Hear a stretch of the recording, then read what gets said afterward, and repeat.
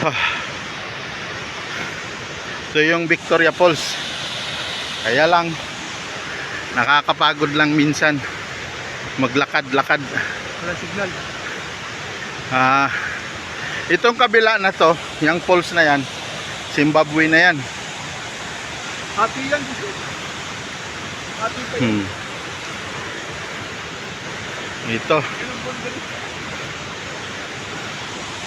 Ito yung panahon na wala pang gaanong tubig. Next na punta namin dito, sigurado lahat ng mga yan, yung lahat ng wall na yan, punong-puno na ng tubig yan.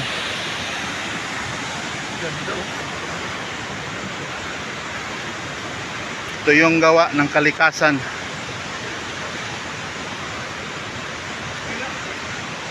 Pinagtap na ba ito? Ito, Zimbabwe na yun doon.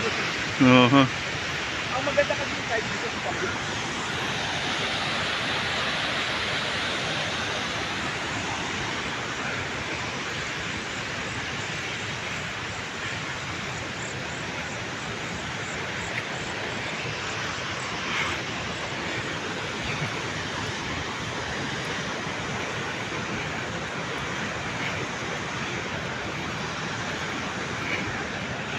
Pag sa panahon ng malakas ang tubig dito, kahit dito sa linalakaran ko, akala mo walang katapusang ulan, kailangan nakakaputi kayo.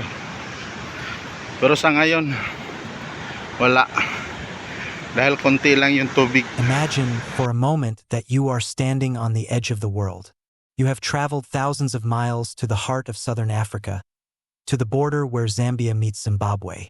You have come to witness one of the 7 natural wonders of the world, Mosi Oa Tunya, the smoke that thunders. You expect the roar that vibrates in your chest before you even see the water. You expect the mist, that perpetual rain that rises hundreds of feet into the air, soaking everything in its path. You expect to see the Zambezi River, a mile-wide curtain of white water, plunging into the abyss. But as you step onto the knife-edge bridge on the Zambian side, something is wrong. The air is still, the ground is dry, and the thunder has been replaced by a haunting, profound silence. What you see before you is not a waterfall, but a cathedral of ancient, black basalt. During the height of the dry season, especially in years of severe drought like the ones we have seen recently, the Zambian side of Victoria Falls undergoes a transformation that is as breathtaking as it is heartbreaking. The smoke has cleared. The thunder has vanished. Where once there was a relentless wall of water, there is now a naked cliff. You are looking at the skeleton of the falls. You can see the intricate textures of the rock, carved over millions of years by the very water that is now missing. Small trickles, like silver threads, find their way through the crevices, but the great curtain is gone. The lush rainforest that usually thrives on the constant spray is thirsty, its leaves coated in the red dust of the African summer. For the people of Livingstone, Zambia, this silence is more than just a change in scenery. It is a change in the rhythm of life. To the local Lozi people, the river is a lifeblood. When the falls dry up, the impact ripples through the entire community. I spoke with a craft seller named Dominic, who has spent decades near the falls.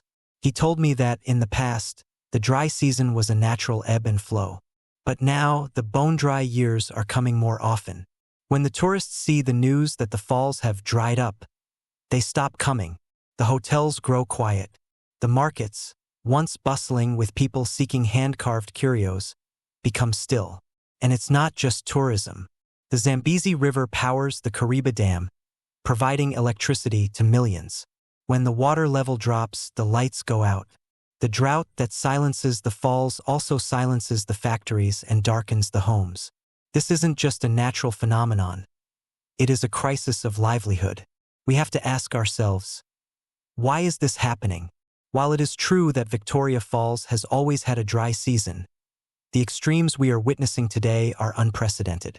In 2019, the water flow dropped to its lowest level in a century. Scientists point to a changing climate, rains that are more erratic, temperatures that are higher, and droughts that last longer. The dry basalt of Mosioetunya is a stark, silent witness to a global transformation. It is a reminder that even the most powerful forces of nature are fragile. If one of the world's greatest waterfalls can be reduced to a trickle, what does that say about the stability of our planet's ecosystems? The silence of the falls is a warning, a whisper that we need to listen to before the thunder is gone for good. Yet, even in this state of no water, there is a strange, stark beauty.